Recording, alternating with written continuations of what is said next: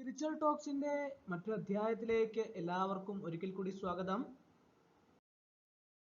ഇടവമാസത്തില് ഈ നാളുകാര് വിഷ്ണു ഭജനം മുടക്കരുത്. കാരണം ഇതാണ്: ഐശ്വര്യവർദ്ധനവിനും അനുകൂല ഫലത്തിനും ഓരോ നക്ഷത്രക്കാരും ഇടവമാസത്തിൽ അനുഷ്ഠിക്കേണ്ട കാര്യങ്ങളെക്കുറിച്ചാണ് ഇന്നത്തെ അധ്യായത്തിൽ ഉൾപ്പെടുത്തിയിട്ടുള്ളത്. അപ്പോൾ നമുക്ക് ഓരോ കൂറുകാരുടെയും ഫലങ്ങളെക്കുറിച്ച് നമുക്ക് നോക്കാം. ആദ്യം മേടക്കൂർ അശ്വതി ഭരണി കാർത്തിക. ഉന്നമനത്തിനായി വിഷ്ണു ഭജനം നടത്തുക, ഭവനത്തിൽ ഭാഗവത പാരായണം സ്വയം ചെയ്യുക, ജന്മനാളിൽ വിഷ്ണു ക്ഷേത്രത്തിൽ ആയുസൂക്ത പുഷ്പാഞ്ജലി നടത്തുക.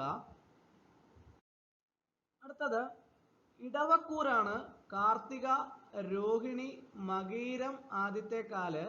ഗുണവർദ്ധനവിനായി സുബ്രഹ്മണ്യസ്വാമിയെ ഭജിക്കുക. ചൊവ്വാഴ്ചകളിൽ സുബ്രഹ്മണ്യസ്വാമിക്ക് കുമാരസൂക്ത പുഷ്പാഞ്ജലി ത്രിമധുരം നിവേദിച്ച് നടത്തുക. നിത്യേന ഭവനത്തിൽ സുബ്രഹ്മണ്യ അഷ്ടോത്തരം ജപിക്കുക. ഫലം നിശ്ചയമായും ലഭിക്കുന്നതായിരിക്കും. അടുത്തത് മിഥുനക്കൂറാണ് മകീരം അര, തിരുവാതിര, പുണർദം മുക്കാല്. ദോഷശമനത്തിനും ഗുണവർദ്ധനവിനുമായി ഹനുമത് ഭജനം നടത്തുക.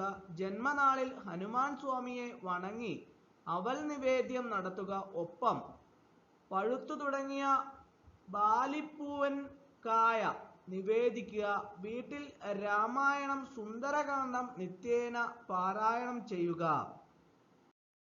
അടുത്തത് കർക്കടക്കൂറാണ് പുണർദം കാല്, പൂയം, ആയില്യം.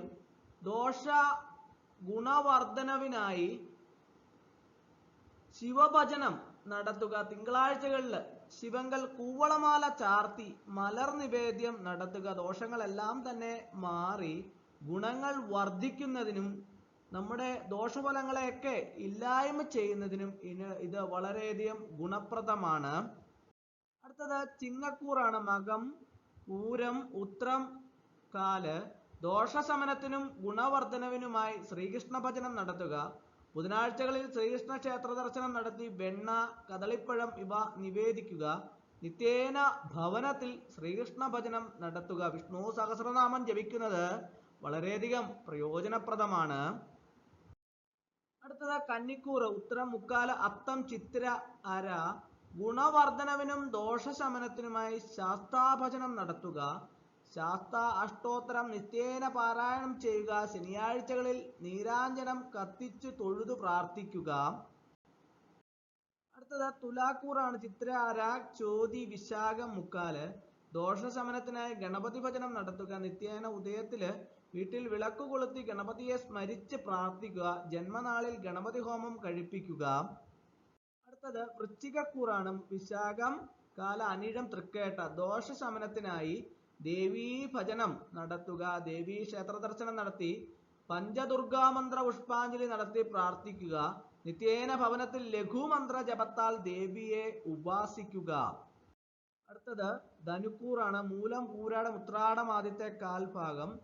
ഗുണവർദ്ധനവിനും ദോഷശമനത്തിനുമായി ഭദ്രകാളി ക്ഷേത്രത്തിൽ ചുവന്ന പുഷ്പം സമർപ്പിച്ച് പ്രാർത്ഥിക്കുക. ജന്മനാളിൽ ദേവിക്ക് കുങ്കുമാഭിഷേകം നടത്തുക. അടുത്തത് മകരക്കൂറാണ് ഉത്രാടം മുക്കാല്, തിരുവോണം, അവിട്ടമര.